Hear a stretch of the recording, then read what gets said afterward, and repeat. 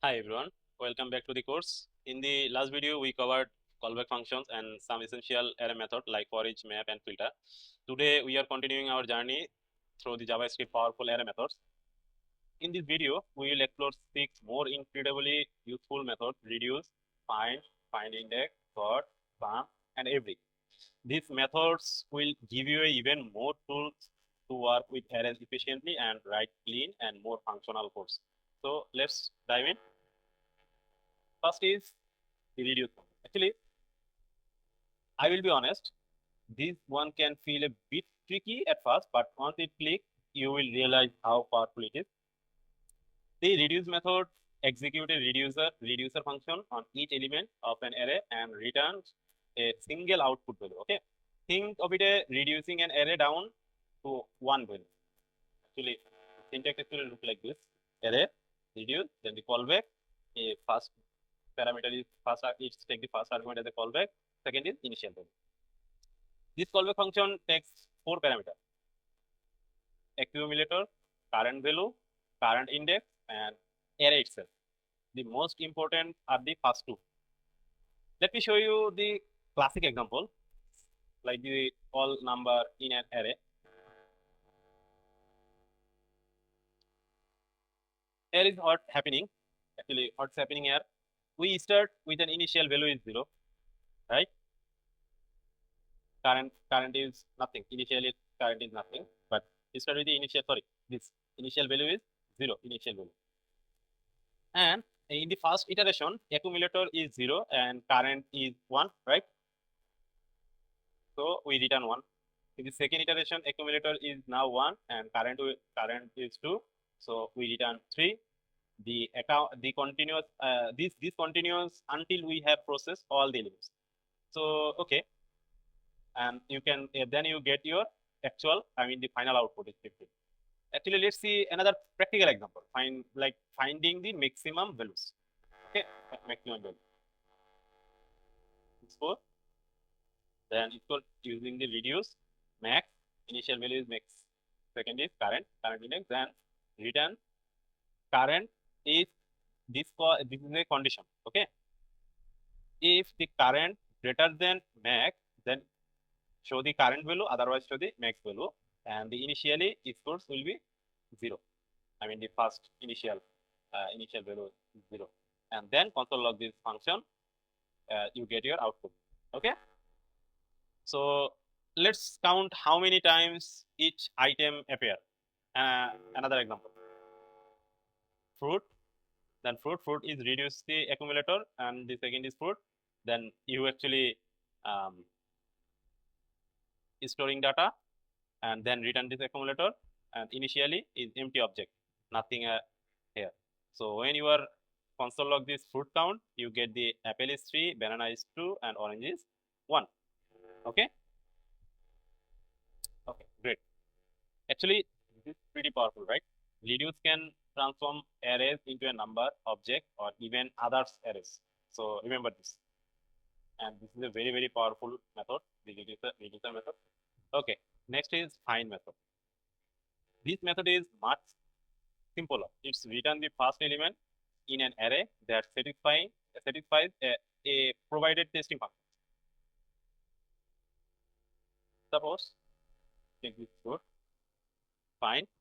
Then user, we already know how to use the callback function, arrow function without return statement. If this is a very simple single line code, then user ID people equal 2. Okay, then actually it's return this user list, and you get the ID is 2, name only single ID, because we set the condition if only this is return true, then showing this output, otherwise we don't. Okay, and this is really, really simple. But if no element matches, then find returns is undefined. Actually, this find, if this is match, then it's easily return you the output, the exact result what you want. But if not, then it's returning the undefined value. Okay, and find is perfect when you need to locate a specific item in an array and you only care about the first match, only first match. Okay, then, and okay, the next section is find index method. Closely related to find, is in FindIndex. Instead of returning the element itself, it's return the index of the first element that satisfy the condition. What it means? You see, FindIndex product name. If product name is triple equal this phone, then you get the output as an index number. Remember, in find method you get the full object, but when you are using find index you get the index number. So if this condition is not matched, then you get the output like, just think, okay, you get the output is -1. Okay, if the condition is not matched, remember, if not matched, then it's return -1. I mean this one, product price, there is a note 2000 price is product, then you get the output is -1. Actually this is incredibly useful when you need to know where an item is in an array, perhaps to update or remove it later. Okay, that's why we need this. Okay, now the next up is sort. Now here is something important. Sort modifies the original array. Remember, sort is modifies the original array. It doesn't create a new array. By default, sort is converts element to a string and sort them alphabetically. Okay, it means this is a fruit. Then when you are using the fruits of sort, you get it's actually sorting based on alphabetically. First is A, then B, C, D. Okay, great. But watch what happened with the numbers. This is important. You see numbers 10, 5, and you notice 1, 10. It's not what we wanted, right? This happened because sort treats number as a string by default. So to fix this, we provide a compare function. Okay, if we did this, then it would be like this. Suppose you already have this variable. So this is a sort, and the callback function a and b and b minus a minus b, ascending order. A minus b is ascending order, b minus a means descending order. Okay, then console log this number, you get the output 1, 5, 10, 15, and here we get 1, 10, 1000. Okay, okay. So as I say, if we are using the a minus b, that means the ascending order. If we are using the b minus a, is the descending order. Okay, just flip the position. And okay, you can also sort object if you want. Like, student, this is object. When you are sorting, like b minus a, remember this is a descending order. B, a and b, 2 parameter, then b minus a. Then when you are console log it, you get the student. Remember we are we did the b dot grade, I mean the only grade. So when you are console log this, you get the value. I mean b is Bob with the b actually this is the grade based on the higher. So 92 is first, then 85, then 78. Okay, great. So it was the sorted method. And okay, the sum method tests whether at least one element in the array passes the provided function, otherwise not. Actually it's written a boolean, true or false value. If we say, suppose, check this sum, okay, and you get the output as a boolean value, true and false, when you are using the sum method. There is a condition, if the triple equal is true, if it's get the correct result, then the output will be true. Okay, suppose another example, user age is greater than equal is 18, then you get, I mean if this condition is true, then we are getting the as a true printed out, because this its result is valid. Actually sum is perfect for validation checks. Does at least one item meet this criteria? Okay, so finally we have every. This is similar to sum but stricter, actually strict method. It's written true only if every single element pass the test, otherwise it's written false. Okay, if we are using this method, every method, if all the element, I mean all the condition written true, then you get the actual output as a true, otherwise it's written false. Okay, every single element need to be a pass. Suppose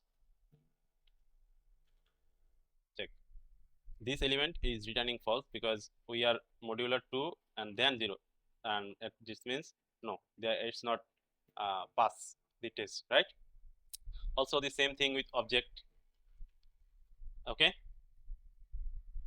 every is great for ensuring all items in an array meet the certain requirement. Okay, so now comes up the sum and every comparing. Quickly show you the difference side by side. It would be great for remember. I hope you remember this. You see there is the score.